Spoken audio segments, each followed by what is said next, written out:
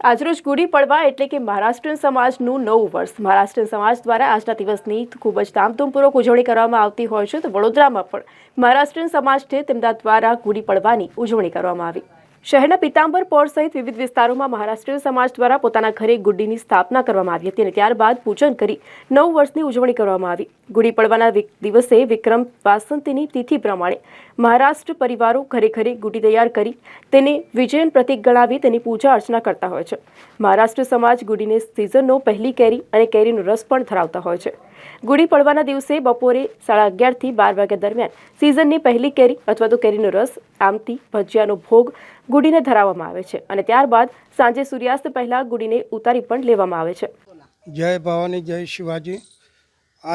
આજે અમારો ગુડી પાડવાનો તહેવાર છે. અમારો બેસતું વર્ષ કહેવાય. વર્ષો પરમ પદ્ધતિ ચાલતું આવ્યું છે. ગુડી ઊભી કરવાની છે. નવરાત્ર ચાલુ થાય છે. 9 દિવસના લોકો વચ્ચા ઉપવાસ કરે છે અને બધાને સૌનો માનો આશીર્વાદ લે છે. જય ભવાની, જય शिवाजी. भरत सिंह भगवंतराव गरुड़. आज गुड़ी पाड़वा का दिन है। आज हमारी गुड़ी ये करते खड़ी करते हैं, उसको फिर हम सब पूजा पाठ करते हैं, नवरात्रा का उपास करते हैं और ये सब त्यौहार करते हैं हम।